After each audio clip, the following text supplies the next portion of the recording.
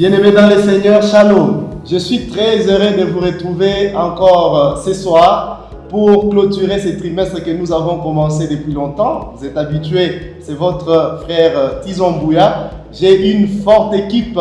Je vous rappelle encore, c'est la 13e leçon, c'est-à-dire nous aurons un plateau spécial et nous allons recevoir des moniteurs qui sont très spéciaux. Vous allez les découvrir ce soir et c'est une surprise pour vous. Je reçois le frère Eli Makwaya, vous le connaissez très bien, la sœur Reyes Kayumba. Bonsoir à vous. Bonsoir. Bienvenue dans l'émission. Merci. Nous serons également de la partie avec le frère Jonathan Sambo ainsi que le frère Dodembouyo. Bonsoir à vous. Bonsoir Tison Mbouya. Bienvenue, je suis très heureux de recevoir cette équipe et nous allons passer de très bons moments à la maison. Installez-vous confortablement. Ma soeur, vous pouvez nous conduire en prière. Prions. Humble Père Dieu Tout-Puissant, Dieu des armées, qu'il te plaît, Seigneur, d'être au contrôle de cette séance. Au nom de Jésus. Amen. Amen. Amen. Nous étions dans cette année 2020-25. On a été bénis par 4 thèmes. Nous avons commencé avec l'amour et la justice de Dieu. Ici, nous avons vu tant de bénédictions. Et nous avons vu également allusion, images et symboles. On nous a montré les méthodes d'interprétation de la prophétie biblique. Nous avons vu également le 3e thème, l'Exode. Vous avez été bénis par ces livres. Nous avons vu le voyage vers la terre promise. Et enfin, nous avons fini avec Josué. Ces grands livres de Josué nous a bénis avec les leçons de foi dans ces livres de Josué. Et rapidement, j'aimerais qu'on puisse revenir sur les 12 leçons que nous avons vues ces trimestres. Sœur Reyes, vous avez à dire par rapport à ces trimestres? Nous avons commencé ces trimestres avec la première leçon. Justement. Qui a porté sur la recette du succès. Nous avons lu dans Josué, le chapitre 1, le verset 7, et nous avons vu l'Éternel en train de fortifier Josué, lui disant, s'il ne se détourne pas des principes donnés par l'Éternel, il allait réussir dans tout ce qu'il allait entreprendre. Alors, Josué devait mener une bataille. Cette bataille n'était pas la sienne, c'était une bataille de Dieu lui-même. Nous voyons Dieu qui est tellement amour, avant de donner les instructions, il commence d'abord par bénir, et puis les promesses viennent ensuite, et après il donne 2 instructions. À nous aujourd'hui, pour nous, j'y arrive, il n'a pas changé. Il nous demande d'avoir 2 choses, la foi de Jésus et de garder les commandements de Dieu. Apocalypse 14, 12. Nous avons également vu la 2e leçon qui a porté sur surpris par la grâce. On voit comment est-ce que Dieu a été gracieux envers les Cananéens ainsi que les Israélites. En parlant des Cananéens, en l'occurrence, on voit Rahab et le Gabaonite.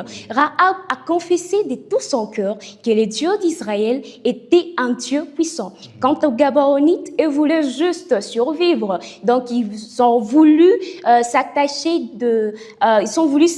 aux Israélites parce que leur Dieu était un Dieu puissant, en utilisant bien sûr une ruse dupant les autorités ou les dirigeants d'Israël. Alors, à nous d'aujourd'hui, nous devons consulter toujours Dieu dans tout ce que nous faisons, même dans le moindre détail. Et même quand nous avons des grands péchés, peu importe leur forme, Dieu aimerait nous pardonner. Nous devons confesser de tout notre cœur. Nous avons vu la 3e leçon qui a porté sur mémoriaux de la grâce. Nous avons lu dans Josué 4, 23. Là, nous avons vu Josué en train de rappeler aux enfants d'Israël comment est-ce que Dieu les a aidés à traverser la mer Rouge ainsi que le Jourdain à sec. De la traversée de la mer Rouge à la traversée du Jourdain, Dieu a été toujours avec eux. Ça paraissait impossible aux yeux des humains, mais pour Dieu, c'était possible. Il l'a rendu possible. Mais malheureusement, au fil du temps, Israël finissait toujours par oublier le bienfait de l'Éternel. Donc, quand nous sommes en difficulté, quand nous passons de moments difficiles, nous ne devons pas être promptes à oublier les bienfaits de l'Éternel. Et du coup, nous devons vivre avec certitude et gratitude et voir même l'avenir avec espérance tant que nous croyons en Dieu. Gloire à Dieu. Bien-aimés, vous sentez que ça a été une grande bénédiction ces trimestres. Frère Elie, vous pouvez Oui. faire un ajout. Merci Frère Tuzan. La quatrième leçon avait pour titre derrière, des conflits derrière tout le conflit. Oui. Les versets mémorisés étaient dans Josué chapitre 10, le verset 14. Et cette leçon était principalement basée dans Josué chapitre 5 jusqu'au 6e chapitre. Et voici ce qu'on a retenu. Eh bien, dans cette magnifique leçon, nous avons vu que derrière toutes ces guerres saintes, qui étaient des guerres physiques, eh bien, derrière toutes ces guerres, il y avait une guerre spirituelle dans laquelle plutôt les humains n'étaient pas engagés. Oui. Et cette guerre engageait principalement Dieu et Satan. Et c'est par là que nous avons vraiment compris cette doctrine qui est vraiment importante pour la bonne interprétation de la Bible, qui est les grands conflits. Oui. Ensuite, nous avons compris que de même que Josué et les enfants d'Israël dans la conquête des Canaan, eh bien, étaient confrontés à ces grands conflits, nous également, au quotidien, nous sommes confrontés à cette réalité des grands conflits. Dieu et Satan qui se trouvent derrière et qui sont en train de se confronter. Justement. Et à la lumière de Éphésiens chapitre 6, le verset 12, cette réalité est vraiment mise en évidence, savoir que nous n'avons pas à lutter contre la chair et les sangs, mais c'est contre les dominations. Et la cinquième leçon avait pour titre « Dieu combat pour vous ». Oui. Les versets à mémoriser, C'est une leçon qui m'avait beaucoup Josué béni. chapitre 10, le verset 14. Et nous étions toujours dans Josué chapitre 5 jusqu'au chapitre 6. Et là, nous avons examiné un autre aspect du concept guerre sainte. Oui. Et par là, nous avons compris que ces guerres étaient en soi des jugements contre les Cananéens. Dieu n'avait pas à combattre les habitants des Canaan, mais son combat était contre les systèmes en fait des Cananéens, qui étaient ces systèmes iniques ou systèmes basés sur les péchés. Et deuxièmement, nous avons compris que cela était en soi en fait une image du jugement final des dieux à la fin des temps. Et enfin, nous avons vu que c'était une image d'un Dieu qui combat l'injustice et le péché, qui cherche à l'éradiquer sur la terre, parce que le plus grand problème qui nous assaille, ce n'est pas tout ce que nous pouvons voir, mais c'est les péchés qui sont à l'origine de tout cela. Enfin, la sixième leçon a été intitulée « L'ennemi intérieur ». Et les versets mémorisés, nous l'avons trouvé dans Jérémie 17, le verset 10. Cette leçon a été basée dans Josué 7 jusqu'à Josué 8. Et nous avons retenu que par la faute d'un seul, c'est-à-dire Achan, plusieurs ont pâti. De même aujourd'hui, par la faute d'une seule personne, eh bien, nous devons tenir compte, nous devons comprendre que plusieurs peuvent en pâtir. Et nous avons deuxièmement retenu que par les temps qui a été accordé à Achan pour se repentir, nous voyons que Dieu ne nous frappe pas directement, mais il nous donne toujours un temps de grâce pour que nous puissions arriver à la repentance. Et en fin de compte, nous avons vu c'est Dieu qui est le Dieu de la seconde chance. Parce qu'après avoir connu cette première défaite contre Haï, au chapitre 8, nous avons vu que Israël a triomphé en se confiant à l'Éternel. De même, nous devons toujours savoir que bien que nous pouvons connaître des échecs, mais Dieu nous donne toujours une seconde chance pour nous rattraper. Ce sont vraiment des leçons très pratiques, ces trois, et nous avons vu beaucoup. Et, merci à vous, frère Elie, pour ces explications. Bon, ce sont des rappels, mais qui continuent toujours à nous bénir parce que cette leçon a été vraiment riche. Frère Jonathan, vous avez été béni par ces trimestres? Oui, je remercie déjà les deux prédécesseurs qui nous ont ramenés du début, et nous allons continuer avec notre septième leçon qui portait sur loyauté ultime, adorer dans une zone de guerre. On s'est demandé comment est-ce qu'on peut adorer dans une zone de guerre. Justement. Le texte mémoire était tiré de Matthieu 6, 33, qui nous appelait à chercher d'abord la justice et la justice des dieux, et toutes les autres choses nous seront données. Voilà, après tout. Quand ils se sont retrouvés dans la terre ennemie, la première des choses, c'était une décision que Josué avait prise. C'était celle de respecter d'abord l'alliance qu'ils avaient avec Dieu. Au lieu d'organiser leur armée pour affronter l'ennemi, ils se sont d'abord dit, la première des choses, nous devons respecter ce que Dieu nous a donné. Et nous étions basés sur le livre de Josué 5 et Josué 8, où nous avons vu quelques cérémonies qu'ils ont fait. En l'occurrence, nous avons la circoncision, oui. la Pâque, que Dieu lui-même avait instituée quand il a délivré le peuple de l'Égypte, et aussi la construction de l'autel, et ils ont même écrit sur cet autel. Et cela nous amène à prioriser Dieu, peu importe les situations. Ils étaient dans une zone de guerre, mais ils ont été loyaux envers Dieu, ils ont respecté ce que Dieu leur avait donné. Peu importe, nous traversons tous des moments difficiles, et n'oublions pas que c'est Dieu qui est au contrôle de toutes choses. Justement. Et c'est Dieu qui va toujours prendre soin de nous, comme il a fait avec les enfants d'Israël. On nous a dit que le combat qu'ils combattaient, c'était pas eux, c'était Dieu qui était avant. Et nous avons vu notre 8e leçon qui portait sur le géant de la foi. Oui, et nous avons eu deux grands géants de la foi qui nous ont servi d'exemple, celui de Josué et Caleb. Dans cette leçon, nous sommes rentrés en Exode, où nous avons vu les espions qui ont été envoyés, et Josué et Caleb sont revenus avec un message d'espoir, alors que les autres, ils se sont trouvés des sauterelles devant l'ennemi, pour dire qu'ils ne pouvaient pas affronter ces peuples. Et le verset à mémoriser, c'était celui d'Hébreux 13, 7, qui nous demandait à nous souvenir de nos prédécesseurs, de nos conducteurs de la foi, et de prendre pour exemple et d'imiter leur foi. Ici, nous voyons la fidélité de Josué et celui de Caleb. Un exemple pour nous à suivre. Ils sont géants de la foi parce qu'ils ont été aussi loyaux envers Dieu. Ils ont respecté ce que Dieu leur avait ordonné. Nous sommes basés dans le livre de Josué 14 et Josué 15. On a aussi touché Josué 19 où nous avons appris de cette leçon. Et nous aussi aujourd'hui, nous avons les devoirs d'être de bons exemples. Nous sommes toujours leaders quelque part, il y a toujours quelqu'un qui nous prend pour exemple. J'aime tant cette phrase, je l'avais même répétée, c'est que l'enfant est le père de l'adulte qui sera. Si vous êtes un mauvais parent, c'est que vous êtes en train de concevoir ou de former de mauvais parents demain. Les temps qu'ils sont enfants, ils sont en train de prendre exemple. Faites déjà en sorte que ces enfants soient des bons et que vous soyez des bons modèles pour vos enfants. Et nous avons encore notre leçon qui portait sur héritier des promesses, prisonnier de l'espérance. Un héritier prisonnier. Mais ici, c'est un héritier de promesses.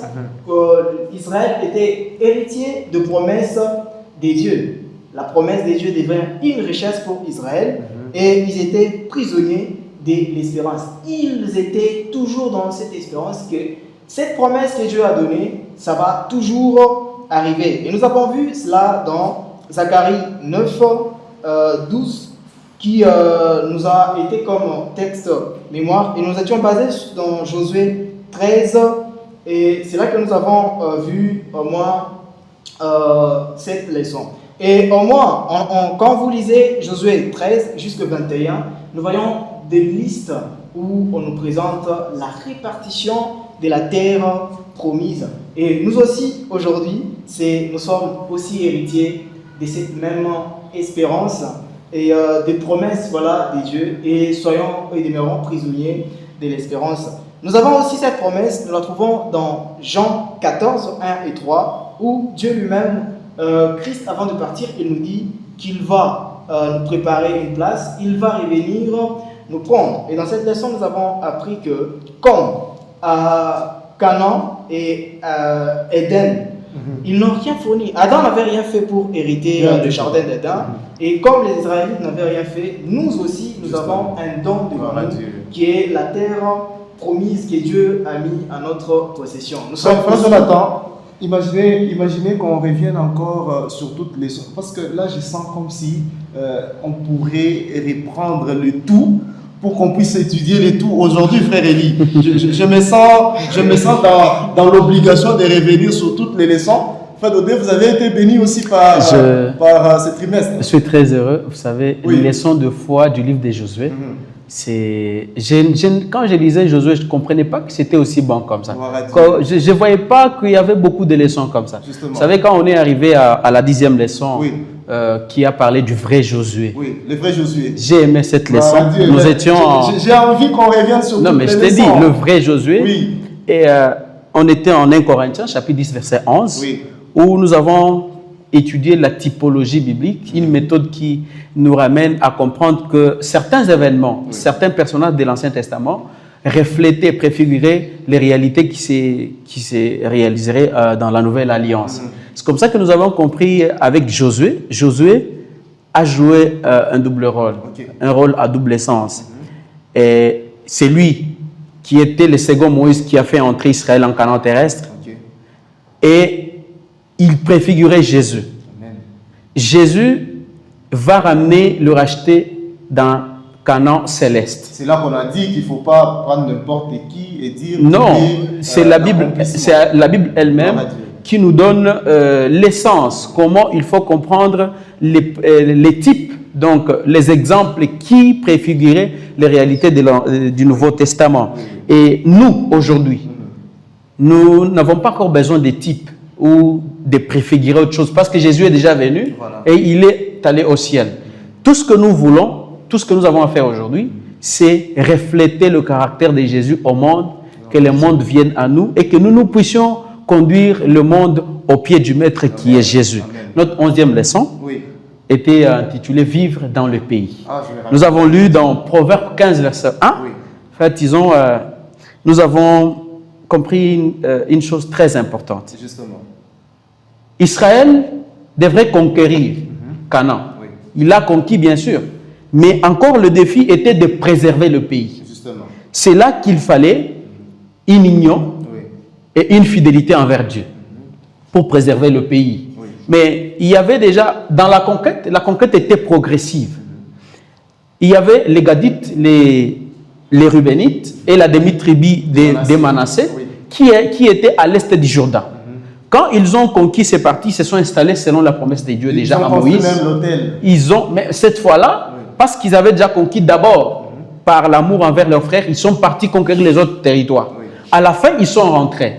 En rentrant, ils ont construit un hôtel.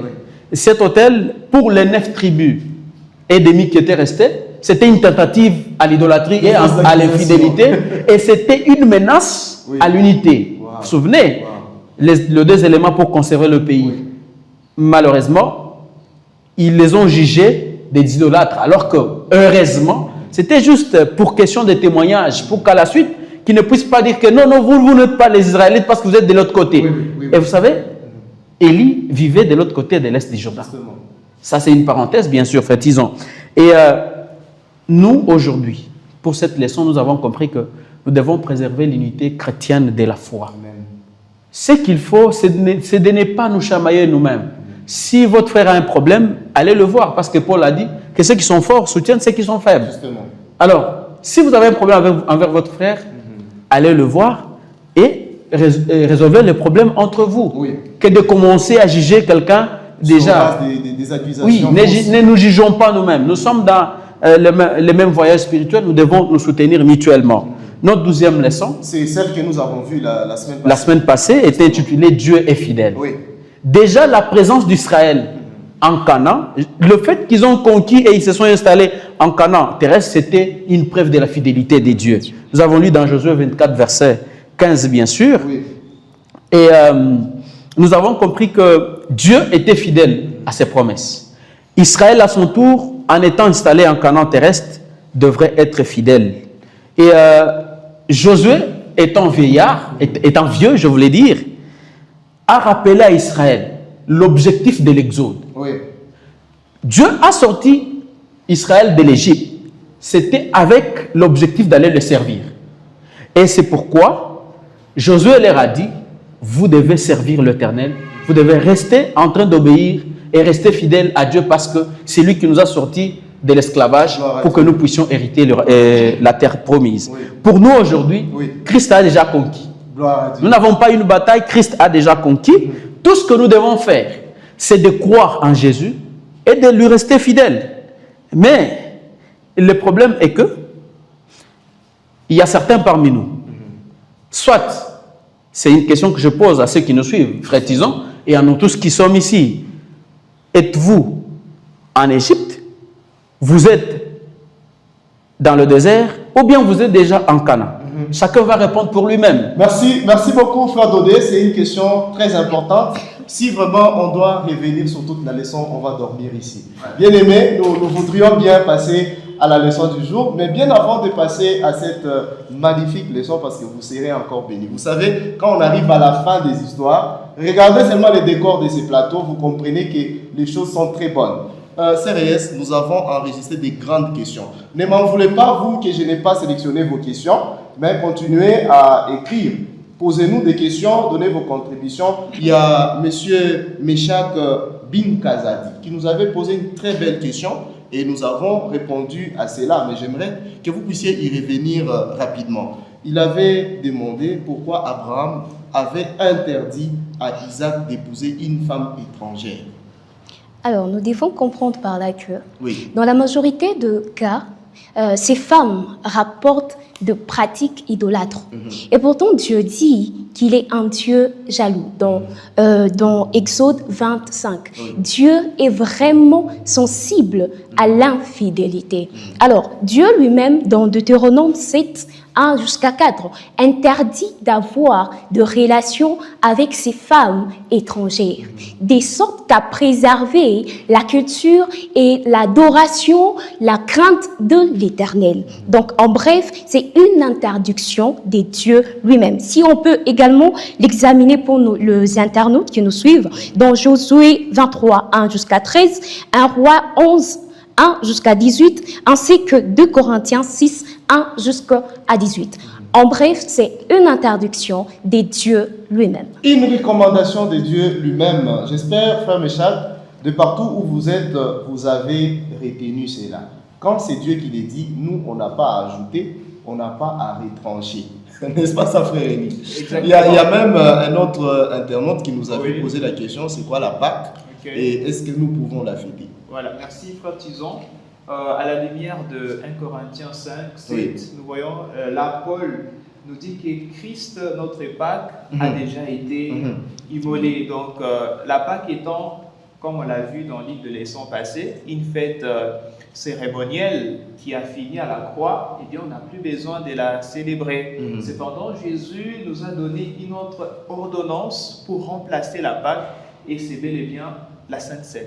Merci beaucoup, frère Élie. Je crois prochainement nous allons revenir sur plusieurs fêtes comme Nouvel An, Noël. On va y revenir et vous serez vraiment bénis par rapport à toutes ces fêtes s'il faut continuer à fêter ou soit c'est déjà accompli. Frère Jonathan, je ne sais pas si vous allez vous rappeler de cette question des pasteurs Midifa qui nous avait posé la question par rapport aux cérémonies funéraires. Il a demandé l'utilisation des cendres et puis je ne sais pas si vous vous rappelez de ce qu'on dit en Swahili, Mavumbi quoi Mavumbi. Qu'est-ce que ça a comme fondement biblique? Udongo quoi Udongo. Udongo quoi Udongo, Mavumbi quoi Mavumbi. Voilà, frère Dodé connaît très bien. Ouais. Alors, oui, frère Jonathan. Merci, c'était une bonne question quand on a étudié sur les rituels qu'avait déjà présenté Josué quand ils étaient entrés dans la terre promise. Nous allons comprendre déjà ici que l'homme est tiré de la terre. Ça, c'est pour nous montrer d'où nous venons. Et la première des choses, ça nous montre qu'on est fragile. C'est une fragilité. L'homme est fragile. Là, je suis allé voir même la statue que Daniel avait vue, où il y avait une liaison entre l'argile et autre était une autre matière, je crois que c'était le fer. Et ça symbolisait cette fragilité. Et ça nous rappelle au moins l'humilité, ça nous renvoie à la repentance et à la mort. Parce que si nous rentrons à la terre, ça veut dire que nous mourrons. Et concernant la cendre, c'est aussi une question culturelle. Il y en a qui brûlent. Il y a des gens qui brûlent les êtres humains et par là, ce n'est pas la terre. Okay. C'est la cendre. Okay. Et ça s'est répandu comme ça. On parle la terre, la poussière va rentrer et puis va rentrer à la poussière et puis on va parler aussi de la cendre. On va trouver cela aussi dans Genèse 3, 19 et même dans Job 30, 19. Mais une chose que je vais souligner, c'est que une cérémonie lors du deuil, cérémonie funéraire, ne devrait pas être adressée à celui qui est décédé. Voilà, ça c'est très important. Oui. Donc, tout ce qu'on doit faire là-bas, on s'adresse aux vivants. S'adresser aux pour le vivant, exactement. Oui, c'est pour le vivant. Parce que celui qui est mort, il n'entend rien. Sinon, ça serait l'immortalité de l'âme. Voilà. Et nous ne sommes pas appelés à faire ça. Nous devons nous adresser aux vivants, leur ramener. Déjà, à leur apprendre l'humilité, à leur apprendre la repentance pour qu'ils reviennent à Dieu. Et quand ils vont rentrer à la poussière, qu'ils soient prêts à recevoir Christ quand il va revenir. Merci beaucoup, frère Jonathan. Le livre de Josué nous a beaucoup bénis, je vous assure. C'était de très bonnes leçons de foi et moi, personnellement, j'ai été béni. Permettez-moi de commencer déjà avec cette dernière leçon qui va nous laisser... Bon, je suis impatient de voir la prochaine leçon. Peut-être que ça sera encore une grande bénédiction. C'est une très belle leçon. Celle-ci déjà est en train de me quitter. J'ai un peu mal, mais je vois que nous serons encore bénis. La leçon 13 est intitulée « Choisissez aujourd'hui ». C'est le thème que nous aurons à voir aujourd'hui. Sœur Yette, vous comprenez quelque chose? Choisissez aujourd'hui. Justement, il y a deux mots qui m'ont tellement marqué. Oui. Choisir et aujourd'hui. Donc, en parlant de choisir, on voit qu'on doit émettre un choix entre plusieurs options. Oui. Donc, il y a beaucoup de choix, mais on doit faire seulement un seul. Et quand on voit aujourd'hui, ça nous ramène au temps. Donc, on n'a pas... pertinence. Justement. Donc, on ne va pas dépasser 16 jours. Donc, si on doit émettre un choix, c'est en ces jours. C'est aujourd'hui. C'est en ces temps. Wow. Merci beaucoup, CRS. Ça, c'est très important. Aujourd'hui, maintenant, on voit la pertinence. Frère Dodé, le texte mémoire est dans Josué chapitre 24, le verset 15. Si on peut le laisser là. Il est écrit, et si vous ne trouvez pas bon de servir l'Éternel, choisissez aujourd'hui qui vous voulez servir, ou les dieux que servaient vos pères au-delà du fleuve, ou le Dieu des Amoréens dans le pays lequel vous habitez. Moi et ma maison, nous servirons l'Éternel. Merci. Frère Dodé, vous comprenez quelque chose? Exactement. Josué 24, verset 15, ce sont les paroles d'un vieillard. Je parle de Josué, qui exhorte le peuple à se positionner clairement. Oui. Un appel à un engagement sincère, à un engagement très profond et très sérieux. Car ce n'est pas la première fois. Oui. Ces peuples d'Israël, Josué les connaît très bien. Justement, avec la première génération, oui, ils étaient à Moab, souvenez-vous, ils ont encore pris un engagement qu'ils n'ont pas respecté. À chaque fois, ils disaient, nous ferons ce que l'Éternel a dit. Mais après, il tombait. C'est comme ça qu'il vient. Le fait qu'il souligne aujourd'hui, il est en train de parler de l'imminence du choix, parce que lui va mourir, il va laisser le peuple. Mais le peuple doit faire le choix aujourd'hui. Et ces choix-là déterminaient leur destin. C'est comme ça que, voyant qu'ils étaient un pied de l'autre, un pied à gauche, à droite, ils voulaient qu'ils puissent se positionner clairement par rapport à ce qu'ils prennent comme engagement ce jour-là. Et vous savez, quand il dit « moi et ma maison », ça m'a beaucoup interpellé. Pourquoi il commence par dire « moi » ? Ça voudrait dire que le choix est d'abord personnel. Justement. Et là, en tout cas, mon frère et tous ceux qui nous suivent, ils doivent comprendre que la foi est d'abord personnelle.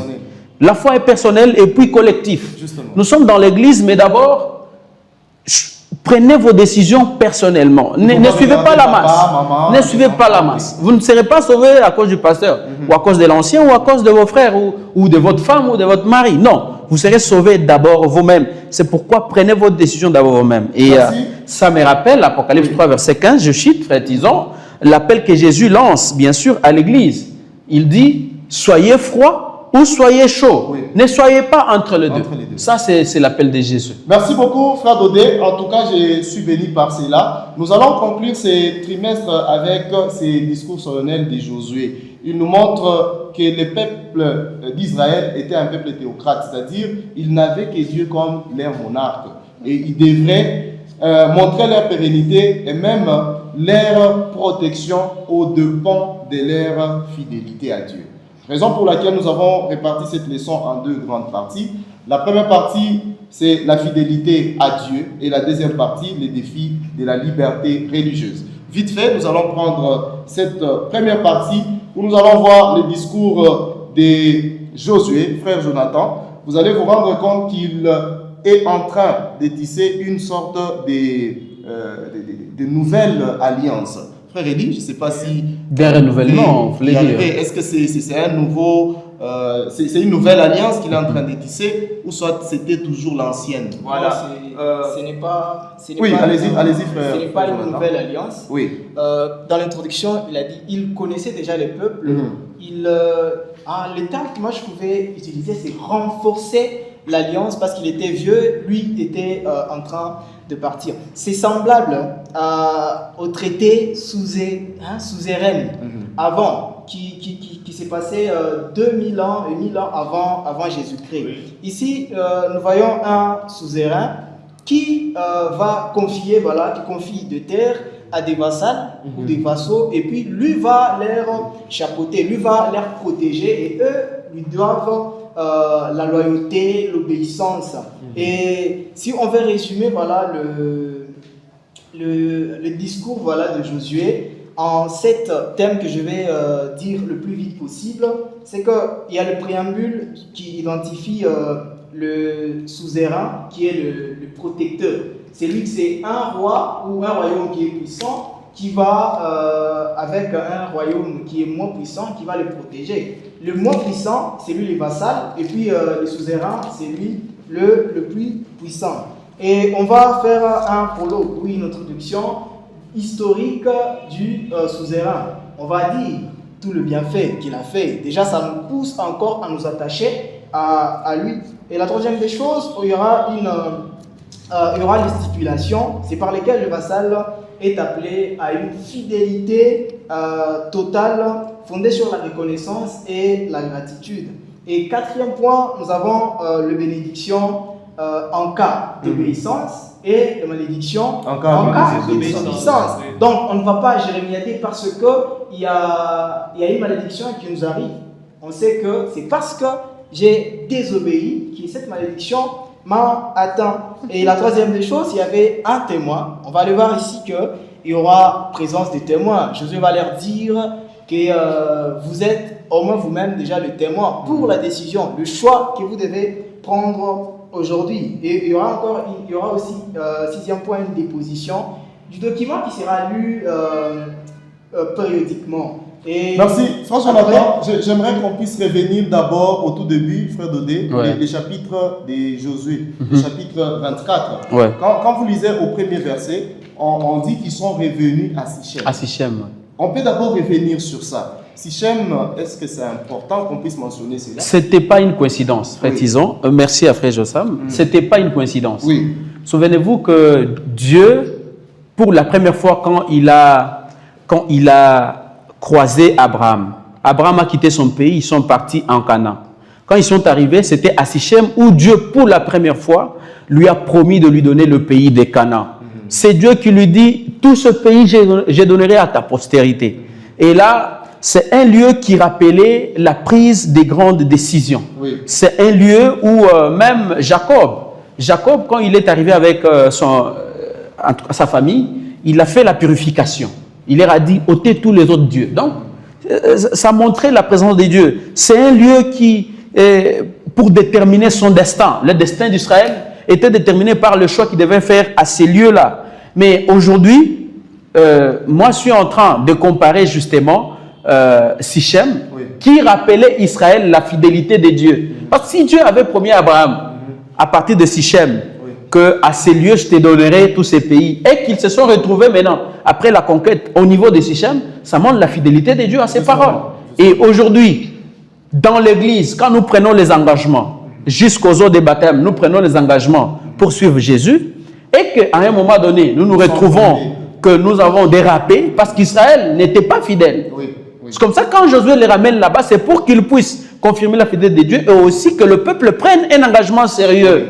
Un engagement sérieux pour continuer à conserver le pays. Et nous, lorsque nous tombons, lorsque nous ne sommes pas fidèles à nos engagements que nous avions pris devant tous, devant les eaux de baptême, nous devons nous réengager à être fidèles devant Dieu parce que c'est un choix que nous avions fait. J'aimerais qu'on aille maintenant au verset 14. Ouais. Lorsque vous êtes au verset 14, CRS, il y a une recommandation de Dieu, et plutôt de Josué, qui venait de Dieu bien sûr. Ouais. Et il leur recommande de servir Dieu avec intégrité et fidélité. Vous pouvez nous parler de ça? Exactement. Par le fait, ils devaient servir Dieu avec fidélité et intégrité, par le fait de préserver leur identité et de vivre dans le pays en fidélité à l'alliance avec Dieu. Parce qu'au final, le choix leur revenait. Josué, dans ces versets, leur rappelle que l'autre fois, leurs pères ont servi d'autres dieux. Donc, s'ils veulent faire un choix de servir aussi d'autres dieux, là, ils perdraient leur identité. Donc, ils étaient obligés de faire un choix. D'ailleurs, Josué lui-même commence par faire son choix. Il dit, moi et ma maison, nous servirons qui? Nous servirons Dieu. Dans Josué, dans Deutéronome 17, 34, on montre comment leurs pères, à un certain moment, ont commencé à servir leur Dieu. Donc, c'était primordial et important que Josué puisse leur faire cette recommandation. Justement. Frère Eli, vous avez un ajout par rapport à ça? Merci beaucoup, Frère Tison. Merci à ma sœur Reyes. En fait, moi, j'aimerais un tout petit peu simplement revenir sur la signification ou les significations de mots intégrité ainsi que fidélité. Quand nous voyons l'intégrité, si nous revenons dans la langue originale, bien sûr, c'est le mot tamim, et qui veut dire, qui fait référence à une perfection rituelle d'un animal, ok? Et d'une manière pratique, on peut parler d'un attachement total, ok? Et le deuxième mot, c'est la fidélité. C'est le mot emet, qui signifie vérité ou constance ou encore stabilité ou encore fiabilité. Alors, qu'est-ce que Josué voulait au fait ou s'attendait des enfants d'Israël? Il voulait qu'ils servent Dieu totalement en fait, parce qu'on ne peut pas servir Dieu à demi-mesure. Il devait lui donner leur allégeance totale, et cela devait être constant. Ça ne devait pas s'arrêter à un certain moment. Ça devait aller constamment et d'une manière fiable. Et cela évoque aussi notre concept de l'obéissance en fait. Parce qu'on ne peut pas parler de l'intégrité ou de la fidélité ou encore de servir Dieu sans obéissance. Donc, l'obéissance aux règles, au règlement, c'est-à-dire au commandement de Dieu, devait entrer en jeu pour prouver que Israël craignait Dieu et devait les servir. Donc, pour finir, la crainte devait être un état donc, intérieur, qui n'était pas une peur, mais une admiration face au bienfait de Dieu et à sa grandeur. Et cela devait se concrétiser de manière extérieure ou externe via leur service avec intégrité ainsi que fidélité. Merci frère Eli pour vos explications. Nous allons passer à la deuxième partie où nous allons voir les défis de la liberté religieuse. Vous allez vous rendre compte que la liberté religieuse a des défis. Et ici, je voudrais m'adresser à mon frère Jonathan. Ici, on voudrait comprendre si cette liberté religieuse peut nous conduire à quelque chose de mauvais ou soit c'est bien. Voilà, on va d'abord se demander qu'est-ce que signifie être libre de servir Dieu. Parce que ici, dans Josué, il ne les impose rien. Il fait un choix après avoir donné les instructions. Nous avons dans Deutéronome, et dans Deutéronome 7, 6 à 7, et même dans Deutéronome 10, 15, où Dieu choisit. Lui-même, il opère un choix sur Israël. Et dans Josué 24, 16 à 18, Israël accepte, il fait aussi son choix. Il fait aussi son choix de servir Dieu. Oui. Mais ce qui m'a un peu stressé quand je lisais l'histoire, c'est il le fait voir que ce n'est pas simple de servir Dieu. Oui. Alors Dieu qui a commencé avec depuis Égypte ou même depuis Abraham jusque dans la terre promise, mais lui vient leur dire ce n'est pas facile de les servir. Mais je me suis demandé aussi pourquoi Josué avait souligné cela. Il a vécu avec la première génération, le frère Dodé l'a souligné. Il a vu dans Exode 19, 8 ou 24, 3, le peuple a accepté de servir Dieu. Tout ce que Dieu va leur ordonner, le peuple va faire quoi? Va obtempérer. Mais toujours dans Exode 32, où nous voyons le peuple qui va faire une pression à Aaron de leur faire un Dieu qu'ils vont toucher, un Dieu visible. Et c'est par là qu'il les a montré que ce n'était pas facile de servir Dieu. Le quelques points, c'est que la décision ou le choix à faire aujourd'hui devrait être une décision très sérieuse. Il y a une écrivaine qui dit: le jour où vous prenez la décision de servir Dieu, les choix que vous opérez, vous devez vous battre pour ce choix depuis le jour où vous prenez ces choix jusqu'à la fin de votre vie. La deuxième des choses, c'est que la décision devrait être délibérée, librement, chacun de qu'on ne force personne. La décision. Mais il y a une religion là où on fouettait même, on te fouette pour que tu acceptes la religion. Voilà, mais ça ne devrait pas être comme ça. Même Josué ne devait pas forcer la main à accepter le choix des dieux. Et même les humains ne peuvent pas servir Dieu par leur propre force. Nous devons nous soumettre ou nous abandonner à Dieu. C'est de cette façon, par la force des dieux, que nous pouvons vraiment servir Dieu. Merci frère Jonathan. Je suis en train de revenir sur les paroles des frères Élie. Il disait, le grand défi qui est là, c'est le choix que nous allons faire, n'est-ce pas? Frère Dodé, est-ce que ce défi-là, il est vraiment réel dans la vie d'un chrétien? Justement, le choix est réel. Pour Israël, son défi était justement, Israël restera-t-il Israël ou non? Parce que le choix détermine le destin. Même tous les choix que nous faisons aujourd'hui, il y a certains choix que nous faisons et qui ont même des conséquences éternelles. Israël devrait choisir de servir Dieu ou de servir d'autres dieux. Être serviteur des dieux, rester fidèle, ou bien, en tout cas, rester idolâtre. Mais si ils acceptent de servir Dieu, ils choisissent Dieu, Israël, les Israélites devraient vivre. Et s'ils ne choisissent pas Dieu, ils devraient mourir. C'est ça. C'était tout simplement ça. Et nous, aujourd'hui, nous savons que Christ est dans le lieu très saint au ciel, dans les sanctuaires célestes. On ne sait pas quand est-ce qu'il va quitter justement l'intercession, l'œuvre, bien sûr, d'un grand sacrificateur qu'il est en train de faire. On ne sait pas, il va quitter quand pour que la parole soit prononcée, que celui qui est bon reste bon, que celui qui est mauvais reste mauvais. Donc aujourd'hui, nous avons le point droit, en tout cas la chance, la grâce, de choisir Dieu pour que quand Christ va revenir, pour que nous puissions vivre. Sinon, nous ne savons pas quand il va quitter, nous ne savons pas quand est-ce que nous allons quitter cette terre. Donc, nous avons encore la chance aujourd'hui. C'est pourquoi quand Josué dit, choisissez aujourd'hui, ceux qui nous suivent, vous avez encore la grâce aujourd'hui de choisir Jésus comme votre Seigneur et Sauveur, pour que quand il va quitter le lieu très saint, pour que vous puissiez retrouver la vie éternelle. Parce que, pour Dieu, il l'avait dit qu'il va sortir Israël de l'Égypte en Canaan, il l'a fait. Oui. Et il nous a dit, il va recréer ce monde.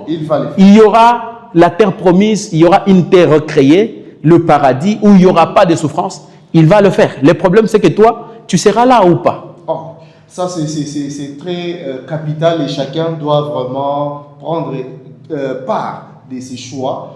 Le choix est personnel, comme les intervenants l'ont dit. Nous sommes en train de tendre petit à petit vers la fin de cette émission. Vous pouvez nous laisser votre ajout, peut-être votre expérience, comment Dieu est fidèle dans votre vie, comment le Seigneur continue à agir dans sa fidélité et vous aussi votre part. dans cette fidélité de Dieu. Sœur Reyes, vous avez un ajout? Justement, peut-être certaines personnes pensent que servir Dieu était antique. Oui. Ce n'était que pour Israël antique. Mais pourtant, dans Josué 24, 14 à 15, on voit Josué lui-même qui est en train de parler à la nouvelle génération. Oui. Pour dire que, de la même façon dont Josué a parlé à la nouvelle génération de servir Dieu, ça, c'est perpétuel.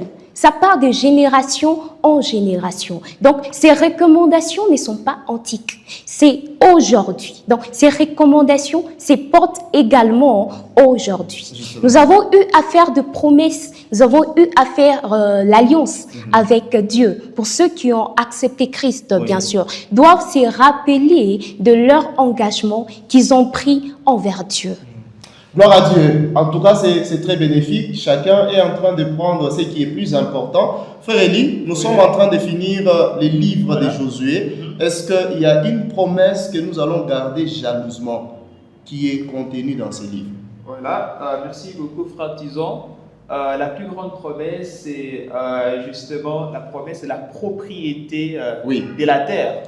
À la lumière de Josué 24, nous voyons à partir du verset 29 jusqu'au verset 33, nous allons voir là intervenir la sépulture de Josué lui-même, des os de Joseph qui ont été pris d'Égypte jusqu'en Canaan. Et puis de la mort, de la sépulture d'Éléazar. Ici, nous allons voir une différence, c'est que la sépulture de ces gens intervient dans un contexte où la terre appartient à Israël. Or, dans l'ancien temps, ou avant, nous voyons en l'occurrence avec l'expérience d'Abraham, il a dû acheter un champ aux Cananéens pour enterrer sa femme Sarah. Donc, ce n'était pas dans un contexte où la terre lui appartenait, mais il l'achetait auprès des étrangers et à prix d'argent. Mais si on ne voit pas les Israélites encore acheter, mais ils enterrent leur mort librement pour dire que là, ils sont maintenant établis, ils sont établis sur la terre qui est leur propriété. Cela nous projette en tant qu'Église dans une promesse merveilleuse qui nous montre qu'un jour, cette terre, pas dans cet état, mais dans un état renouvelé, sera notre propriété éternelle. C'est une merveilleuse promesse. Gloire à Dieu. Merci beaucoup. Nous sommes pratiquement à la fin de cette émission. Retenons que si l'Église restera fidèle à Dieu, elle ne va pas disparaître comme Israël. Comme Israël ancienne qui n'existe presque plus. On ne sait plus parler des enfants de Dieu aujourd'hui qui s'appellent Israël. Mais aujourd'hui, on parle d'Israël spirituel. Nos choix déterminent notre destin. Ne dites pas que Dieu a déjà prédestiné les noms de tel et l'autre non. Non, non. Il a destiné la terre, la merveilleuse terre, comme le frère Élie l'a dit, à tout le monde. Mais nous devons justement profiter de cela. Frère Dodé, votre dernier mot et nous allons nous séparer. En tout cas, je suis très heureux d'étudier les livres de Josué. Josué, c'est un géant de la foi. Personnellement, j'aimerais, moi, m'engager à vivre comme Josué en faisant tout simplement confiance à Dieu dans tout ce que je traverse. Même vers, bien sûr, la tombe, je préfère garder la foi pour que je puisse hériter Canaan céleste. Gloire à Dieu. Pasteur Reyes, votre dernier mot avant de nous séparer. Alors, la parole de Dieu dit, si aujourd'hui vous entendez ma voix, n'endurcissez pas votre cœur. Merci, frère. Merci. Et vous, frère Jonathan, votre dernier mot? Mon dernier mot, c'est que nous puissions persévérer dans la foi, que nous puissions garder le commandement de Dieu. C'est de cette façon que nous allons hériter cette terre promise.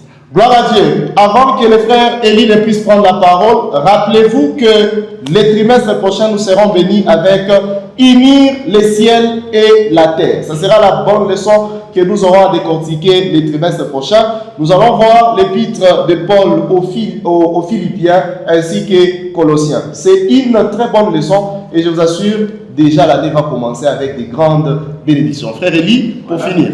Merci beaucoup, Frère Tison, et aussi nos fidèles téléspectateurs pendant tous ces trimestres. Voilà ce que j'aimerais dire en guise de conclusion pour ces livres de Josué. C'est de savoir que, eh bien, si Josué est une figure tellement importante que ces livres portent ces noms, ça veut dire que Josué a été un modèle. Oui. Voilà, si je peux revenir à l'île des leçons, c'est que nous ne pouvons pas être des types, mais nous pouvons être de miroirs, nous pouvons être de modèles pour la société, et on retiendra peut-être aussi notre nom. Les plus importants, ce sont toutes ces leçons des fois que nous avons pu retenir. Mettons-les en pratique, pas demain, mais aujourd'hui. Merci. Merci à vous, frère Elie. Merci à vous, frère Jonathan, frère Dodé, ainsi que ma sœur Reyes. Ça a été un réel plaisir de vous recevoir sur ce plateau. Que le Seigneur vous bénisse.